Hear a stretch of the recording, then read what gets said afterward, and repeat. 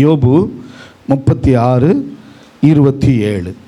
அவர் நீர்த்துளிகளை அணுவைப் போல ஏற பண்ணுகிறார். அவர் நீர்த்துளிகளை அணுவைப் போல ஏற பண்ணுகிறார். அவைகள் மேகத்திலிருந்து மழையாய் சொரிகிறது. புரிஞ்சுச்சா? இதுதான் ஆராதனையோடைய ரகசியம். இது எதோட ரகசியம்? ஆராதனையின் ரகசியம். மறுபடியும் உங்களுக்கு புரியுற மாதிரி சொல்றேனே. அவர் நீர்த்துளிகளை அணுவைப் போல ஏற பண்ணுகிறார். அவைகள் மேகத்திலிருந்து மழையாய். எப்படி மழை பெய்யுது? உங்களுக்கு ஒரு விஷயம் சொல்கிறேனே. நீர், அந்த நீர் கடலாக இருக்கட்டும், இல்லை ஏரியாக இருக்கட்டும், இல்லை குளமாக இருக்கட்டும், இல்லை வாய்க்காலாக இருக்கட்டும், துளிகளாய், எப்படியா நீர் துளிகளாய் அப்படியே நேராக மேகத்தில் எடுத்துக்கொள்ளப்படுதான். இப்போ இந்த மேகம் என்ன ஆகுது? குளிர்ந்து கார்மேகமாகி அந்த கார்மேகம் அப்படியே மழையாக என்ன பண்ணுதான்? பொழியுதான். உங்களுக்கு உங்கள் வாழ்க்கையில் வெற்றியின் ரகசியத்தை சொல்கிறேன், கேட்டுக்குங்க. ஆசீர்வாதத்தின் ரகசியங்களை சொல்கிறேன், கேட்டுக்குங்க. ஆமென், அல்லேலூயா. ஆவிக்குரிய ஆசீர்வாதம்னு ஆண்டவர் காரை தருவார், பஸ்ஸை தருவார், அதை சொல்லலை. ஆவிக்குரிய ஐஸ்வர்யத்தை பற்றி பேசிக்கிட்டு இருக்கிறேன். மழை பெஞ்சா ஆசீர்வாதம்னுவாங்க, மழை பெஞ்சா செழிப்பு உண்டாகுன்னுவாங்க. நல்லா புரிஞ்சுக்கோங்க.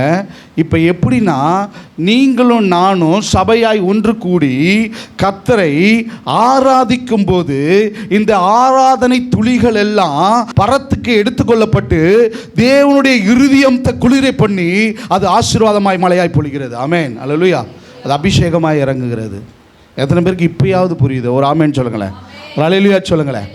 இந்த நாளில் கர்த்தரை ஆராதிக்கிற ஜனங்கள் அது பாக்கியமான ஆண்டவர் இடைவிடாமல் ஆராதிப்பேன். வீட்டில் இருந்தாலும் வீட்லையாவது ஆராதனை பாட்டு ஓடிக்கிட்டே இருக்கணும். அநேகருடைய வீட்டில் டிவியில் நியூஸ் ஓடிக்கிட்டு இருந்துச்சுன்னா நல்லா புரிஞ்சுக்கோங்க, அந்த கிரியை எல்லாம் வீட்டுக்குள்ளே இறங்கும். பொழுதனிக்கும் அவனை இவனை கற்பழித்தான், அவனை இவனை கொன்னான், அவன் அதை பண்ணான் இதை பண்ணான்னு பொழுதனிக்கும் நியூஸ் ஓடிச்சுன்னா அந்த கிரியை தான் வீட்டுக்குள்ளே இறங்கும். எந்த வீட்டில் கர்த்தரை துதிக்கிற துதியும் ஆராதனையும் தொனித்து கொண்டே இருக்குதோ அங்கே தேவ மகிமையினால நிரப்பப்படும். ஆமென், அல்லேலூயா. உலகத்தை தெரிஞ்சு ஒன்றும் நம்ம பண்ண போகிறதில்ல, தெரிஞ்சுக்க வேண்டியது தான். அதை விட ரொம்ப முக்கியம் வசனத்தி வார்த்தையை தெரிஞ்சுக்கிறது. ஆமென், அல்லேலூயா. கர்த்தரை ஆராதிச்சு பாருங்க. ஆமென், அல்லேலூயா. என் உயர்வின் மேன்மையெல்லாம் அதுதான். ஆமென்.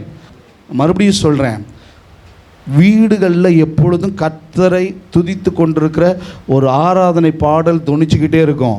அது தானாக அந்த மகிமையை உள்ளே கொண்டு வரும். ஆமென், அல்லேலூயா. ஆமென். இன்னும் உங்களுக்கு புரிகிற மாதிரி சொல்கிறேனே, அநேக சர்ச்சஸில் ஆராதனை கைட் பண்ணுற இல்லை லீட் பண்ணுற வர்ஷிப் லீடர்ஸை பாருங்கள், அவங்க லைஃப் எல்லாம் ஆண்டவர் டாப்பில் வச்சுருப்பார். ஏன் தெரியுமா? கர்த்தரை ஆராதிக்க தான் நம்மளை உண்டாக்கி இருக்கிறார். ஆமென், அல்லேலூயா. அப்போ அந்த ஆராதனை முழு இருதயத்தோடு முழு பலத்தோடு அன்பு கூறுவது தான் ஆராதனை. அவரை தொழுது கொள்வது தான் ஆராதனை. அவரை கனம் பண்ணுறது, அவரை மகிமைப்படுத்துறது எல்லாமே வர்ஷிப் தான். ஆமென். அப்போ எப்படியே நம்ம எழுந்திருந்து நம்ம உள்ளத்தின் ஆழத்துலேருந்து அப்படியே நம்ம கொஞ்ச நேரம் கர்த்தரை விடுதலையோடு ஆராதிப்போமா?